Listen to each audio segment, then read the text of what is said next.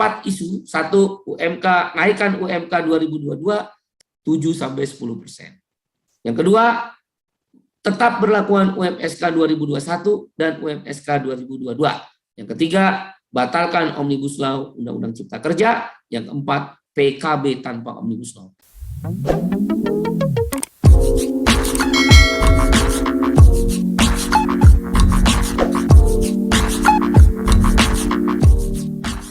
Konsolidasi ideologi hari ini adalah persiapan kita untuk menjelang aksi nasional. Saya ulangi, aksi nasional tanggal 26 Oktober 2021 yang jatuh pada hari Selasa. Karena ini adalah aksi nasional, maka seluruh Indonesia harus bergerak serempak. Sesuai PO kita kan ada istilah aksi nasional, aksi pusat, aksi daerah, aksi sesuai kebutuhan. Sesuai kebutuhan, misalnya kita lagi berjuang undang-undang, membuat aliansi dengan serikat pekerja lain atau gerakan sosial lain. Kayak waktu kita melawan Omnibus Law atau KAJS, Undang-Undang BPJS, dan lain sebagainya. Catat tanggalnya 26 Oktober 2021, serempak di seluruh Indonesia tanpa terkecuali. Mengapa kita perlu melakukan aksi nasional ini? Karena dengan turunnya level PPKM yang rata-rata sudah menuju pada PPKM level 2, saya rasa dalam batasan tertentu aksi unjuk rasa sudah diperbolehkan dengan tetap menerapkan protokol kesehatan yang ketat. Memakai masker, membawa hand sanitizer, menjaga jarak pada saat aksi, tidak berkerumun pada saat aksi. Kawan-kawan semua, saya mau lihat, mari kita lihat bersama. Sebagai Ketua Majelis Nasional bersama Bung Riden, Presiden MSPMI, DPP SPMI, dan juga Presiden KSPI, kita ingin mengukur kembali setelah 2 tahun selama pandemi COVID-19 dan PPKM maupun PSBB darurat, dari mulai PSBB darurat hingga PPKM level 2 sekarang ini, apakah benar kita sebagai pemimpin PUK, PC, KC, DPW, PP, DPP, MN, khususnya di FSPMI, masih bisa menggerakkan perjuangan kaum buruh, setidak-tidaknya anggota. Tanggal 26 Oktober adalah batu uji. Apakah kita masih punya kemampuan untuk menggerakkan perjuangan kaum buruh? Yang akan kita angkat adalah memang kepentingan kaum buruh. Anggota FSPMI, anggota KSPI, anggota serikat-serikat buruh yang lain, buruh Indonesia. Karena itu saya minta kesungguhan hati. Saya nggak mau main-main lah ya. Saya nggak mau main-main. Ya. Tanggal 26 Oktober ini PC benar-benar memastikan bahwa seluruh PUK serempak di seluruh Indonesia melakukan aksi lapangan, bukan aksi virtual. Saya ulangi, bukan aksi virtual, tapi aksi lapangan. Kita ingin melatih kembali, sekali lagi dengan protokol kesehatan, memberitahu ke aparat keamanan setempat, Polres-Polres setempat, Polda-Polda setempat. Karena selama ini kita sudah terlalu lama aksi virtual. Terima kasih teman-teman sudah melakukan itu, aksi virtual setiap sidang Mahkamah Konstitusi.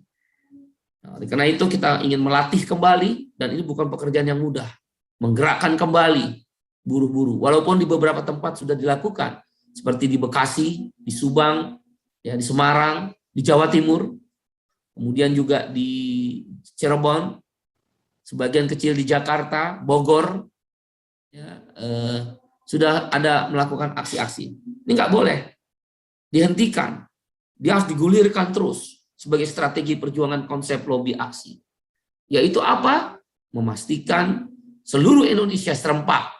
Non jauh di sana di Muko-Muko, yang ada di Medan sana, yang ada di Deli Serdang sana, yang ada di Mamuju sana, yang ada di Aceh Besar, yang ada di Batam, Karimun, seluruh Indonesia, Banjarmasin, ya seluruh Indonesia, di Gorontalo bergerak.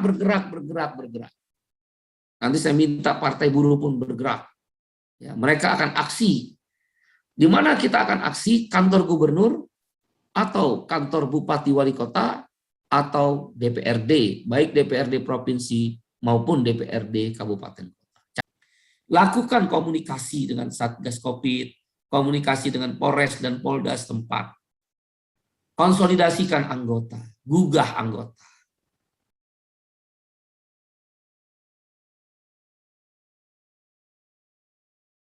Tanggal 26 Oktober 2021 kita akan mengangkat 4 isu. Ya, seperti biasa, bikin spanduk, bikin bendera, ya. Dalam spanduk itu ada 4 isu. Satu, isunya adalah naikkan UMK 2022 7-10%. Teman-teman Jawa Timur menyampaikan 13%. Sepanjang ada data-data terukur boleh, silakan. Tapi kalau saya menganalisa dari pertumbuhan ekonomi, dari inflasi, dari indeks harga konsumen, dengan membandingkan beberapa negara, itu 7-10%. Saya kasih tahu sama kamu ya, beberapa negara Eropa Timur dan beberapa negara Asia, upahnya naik di atas rata-rata 5%. Sama kan, mereka juga susah. Bahkan pertumbuhan ekonominya lebih parah. Kalau kita kan waktu itu terakhir paling parah minus 5%-an ya. Kalau saya nggak salah, pertumbuhan ekonomi kita minus 5%-an yang paling parah dari sekian 2 tahun pandemi. Yang kedua, tetap berlakukan UMSK 2021 dan UMSK 2022. Kan teman-teman udah memberitahu saya, katanya ada UMSK 2021 dengan istilah macam-macam. Ada yang upah di atas upah minimum, ada yang istilah upah kelompok usaha, ada yang istilah upah KBLI, dan lain sebagainya. Silakan. Mana? Tapi saya mau lihat bukti, jangan ngomong-ngomong doang. Ya kan? Mana nih? Yang ketiga, batalkan Omnibus Law Undang-Undang Cipta Kerja. Ini udah titik kritis. Dugaan saya pertengahan November akan keluar keputusan uji formil. Apakah diterima sebagian? Bisa. Kita sih berharap begitu. Mudah-mudahan ya Allah. Terus ya, angkat tanganmu. Angkat tanganmu. Bermunajat terus pada Allah, Tuhan yang Maha Kuasa sesuai agama dan keyakinanmu. Mudah-mudahan Allah kabulkan doa. Jangan putus doa kepada Tuhan. Jangan putus. Bukan manusia, saudara, yang nentuin. Tuhan. Kenapa kita kok jadi ikut manusia? Biarin aja. Kampanye manusia, para birokrat pemerintah kan bilangnya sudah selesai, undang-undang disahkan. Masa kita nggak lawan? Contohnya di Afrika Selatan, saya contohin tuh, yang Nelson Mandela. Peter Botha itu presiden Afrika Selatan sebelum Nelson Mandela, yang politik apartheid. Dia membuat undang-undang apartheid, itu kan kejahatan kemanusiaan. Dilawan sama Nelson Mandela dan gerakan buruh dan gerakan sosial lainnya di Afrika Selatan. Menang tuh. Ini persoalan buruh kok, jangan takut. Mereka melakukan kejahatan kok, berkoalisi, pengusaha hitam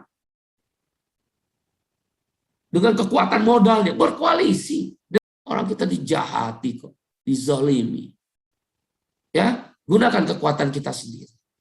Itulah ideologi. Yakin akan cita-cita perjuangan kelas. Udah, yang penting berjuang terus deh ya. Ayo kawan-kawan, berjuang terus. Jangan menyerah. Ya, batalkan Omnibus Law, Undang-Undang Cipta Kerja. Itu yang ketiga. Yang keempat, PKB tanpa Omnibus Law. Dia harus dikencengin supaya teman-teman di bawah ngerti. PC SPI di seluruh Indonesia, kalau perlu di seluruh dunia. Cabang luar negerinya mungkin ada. Kalau ada kamu lihat PUK udah mulai menggejala banyak, bisa katakan Bekasi, udah mulai 10 perusahaan minta PKB tanpa Omnibus Law. Keluarkan instruksi, perintahkan mogok kerja.